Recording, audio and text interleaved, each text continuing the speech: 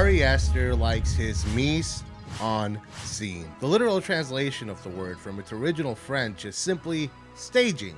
But for us film nerds, it basically means all the crap that's on screen. It's one of those concepts in filmmaking and film criticism that is kind of hard to explain and understand. I mean, isn't everything in a movie all the crap that's on the screen? How do you isolate all the crap that's on the screen to either analyze it or direct it? What exactly do you measure mise en scene against? To answer all that, let's look at the opening scene from Ari Aster's debut movie, Hereditary.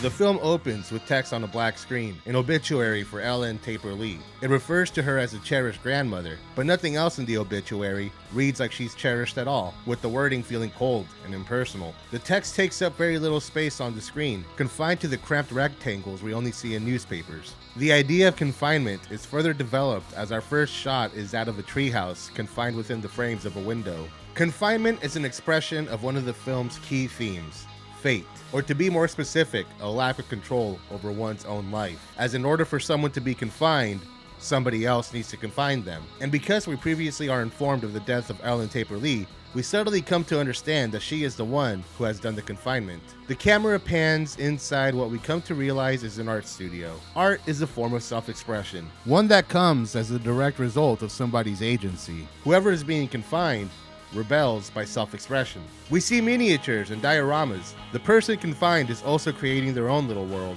where they have complete control over what happens within it. This makes the first miniature we see stand out even more, looking like a shoebox wrapped in wallpaper with a keep out sign slapped on it. Its secretive nature and simplistic presentation is in stark contrast against the rest of the artwork in the room, which is far more open and detailed. There's clearly a lot of talent and craft on display here, yet what is depicted is seemingly mundane. A classroom, an office, a hospital room. While a lot of artists like to be bold and imaginative in their work, this confined artist devotes themselves to making something that is reflective of everyday life. They don't want to control the abstract or metaphysical, they simply want to control everyday life. We then see this exterior of a front door and its surroundings, sitting on a chair before landing on the diorama of this nice big fancy house. Now the reason why this front door and exterior here is so interesting is because if you look at the details, we can see where it is intended to go, which is right here, covering the lower floor of the house. To drive home just how badly this confined artist needs to exert control over their lives, we see that they are happy to hide their work behind a literal wall, hidden from its intended audience, its contents known only to them, meaning whatever is behind the first diorama we see is just as detailed as the house. The camera then pushes in on what seems to be just another room inside this diorama, until come on, Peter. And we understand that this confinement is a cycle, the artist confining their family while also lacking enough control to escape their circumstances. All of this told through all the crap that is on the screen. He takes it up a notch in Midsommar, opening the movie by giving the whole thing away in a single image and letting all the crap on the walls, the mise en wall, if you will, flesh out the Harga cult. Ari Aster is a bona fide auteur. Beyond the use of mise en scene, all of his movies have very dynamic and kinetic camera work, the editing is very self-assured, he gets phenomenal performances from every actor in his cast, and he's also a really talented writer. His characters are very realistically complex, yet are amplified just enough to leap off the page. It's easy to see how he attracts so much great talent, given that he writes the sort of stories and characters that allows actors to fully embody these people. All of this with the exact precision that we only see from like Paul Thomas Anderson or David Fincher, Darren Aronofsky, Martin Scorsese, and even Stanley Kubrick. Without a doubt, he is one of the greatest voices to have come out of the 2010s. Which is why it's really disappointing that I didn't like Beau is Afraid. I didn't hate all of it. I think the first 2 hours are actually pretty damn good. Like the first hour is really funny and absurd and weird, and the second hour is the stuff of great indie filmmaking. When the movie works, it's actually a pretty solid like coming of age story about this neurotic guy who lives in this really weird and absurd world, and you don't even know if it's like actually that weird and absurd or if it's just like how the world looks like through his neurosis.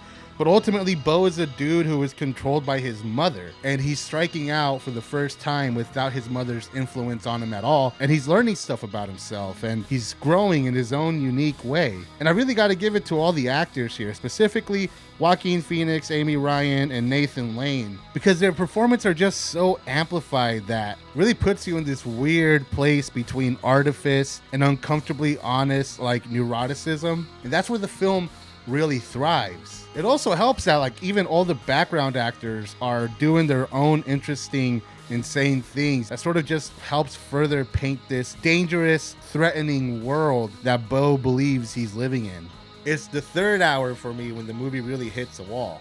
It feels like the movie really slows down and sort of sticks to this one idea for a little bit too long. And then, of course, that ending, that final scene. It's interesting, I'll give you that, but it just kind of shows up out of nowhere, it feels like. And it's a little bit overstated while never really clarifying what the hell it's trying to say. It feels like just a bunch of emotional nonsense, like someone is vomiting up their trauma. And I usually love it when a director just uses cinema to trauma dump. The thing is, to do it correctly, you need to speak to something that is not necessarily universal. It needs to be specific to that filmmaker, but something that we can all kind of relate to and we can all sort of see ourselves in. The problem with Bo is Afraid is that it feels like it's very pointedly about Ari Aster and his mother and nobody else. It feels like this movie was made primarily for them and everyone else is just kind of on the margins. And again, that could be interesting. It's just when you draw it out for 3 hours and then the last hour especially is a little bit didactic, it fails, frankly. It just feels like a failure. And for all its flaws, there's something so nakedly vulnerable about it that even though I saw it on opening weekend, I haven't really been able to stop thinking about it since. I really can't help but admire the bravery it takes to make something this honest, especially when it feels so specific to Ari Aster himself. This is a movie that arguably doesn't work, and Ari himself acknowledges this in an interview with IndieWire. The film ends on the theater just very gradually emptying out over the credits, with a very indifferent audience. I wasn't quite ready for just how prophetic that ending was going to be, and that's part of the point. I was kind of disappointed by the way people were maybe engaging with the film. Well, it doesn't all work. It's like, well, wait, what doesn't work? People talked about it as a letdown when clearly, yeah, that's the joke. Interpret this, right? While I believe that Ari made exactly the movie he intended to make, knowing it was going to be divisive, I can't help but to read a little bit of defensiveness on his part, especially with his insistence that this is all just a joke. The film is in part a comedy, and an absurd one at that, but to say that it's all a joke feels like an overcorrection. Like when your friends say something that's a little too revealing or a little too honest, and then they say LOL JK in a desperate attempt to take it back or minimize its impact. True crime YouTube channels has made analyzing body language a bit of a joke, and while I agree with most people when they say that it's a little bit reductive, especially towards people who are neurodivergent, there is a truth to it. Human beings do not solely communicate with their words. Language developed long after we learned to read each other's bodies to communicate. It's still core to how we talk to this day. These are some clips of Ari Aster talking about his first two movies, Hereditary and Midsommar. There were a lot of touchstones for me on this film. You know, Rosemary's Baby, Don't Look Now, and Nicholas Roeg in general was somebody that I was looking at. And I mean, there's a saying that life is suffering, and I don't disagree. And I guess with both of these films, I wanted to make something that takes suffering seriously, while at the same time, you know, they are genre films and they are like about catharsis. You know, I think there are a lot of things that are meant to sort of strike one as familiar, especially in the beginning of the film. And as we go through, and I'm hoping that they're played with in a way that, you know, might startle certain viewers. I put a lot of myself into Danny, so okay. I was Danny when I was writing the script. Okay, interesting. And these are clips of Ari Aster talking about Bo is Afraid. No, we're going to talk about Hereditary as well, boy. And seeing that again last week over the weekend. Wow. Again, remarkable for me. That everybody recently here. So thank you so much.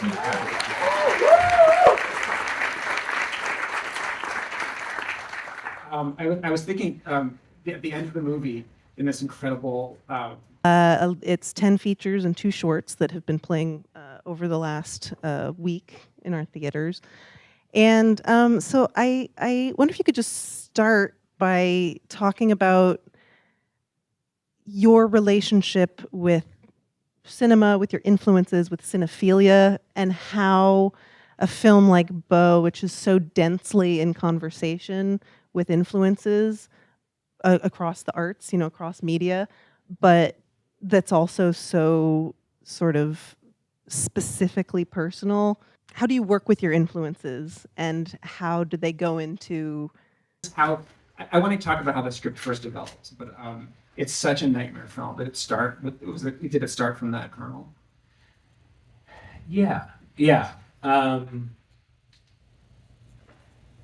Yes, but it really, it was I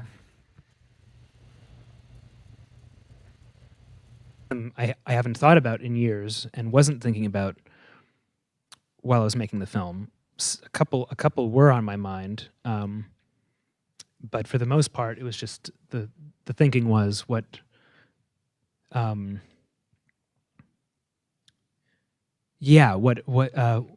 films maybe looking back do.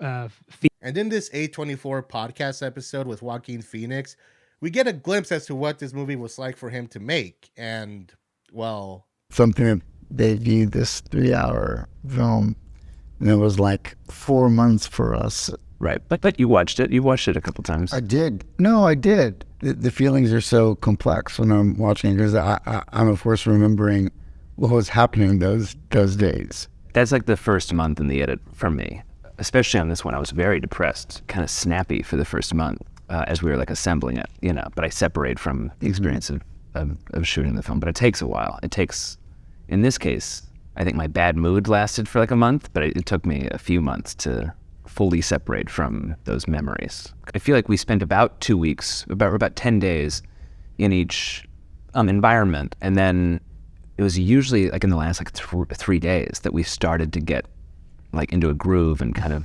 where it became comfortable. And then it was usually that like ease, whatever like ease had set in, and confidence that fucked us on the first day of every new environment. And without fail, the first day was like a disaster. You and I were both like totally lost. It looked like we didn't even know how to communicate because I think we didn't. I think we had a way of communicating in one place, and then suddenly we're in a new place. There's a new tone. For me, like just individually, it was the first day in the forest. That's where I hit this like really terrible wall, and I couldn't like think. I just felt like I was really drowning. I don't know what happened because there was a shot list, there was like a plan.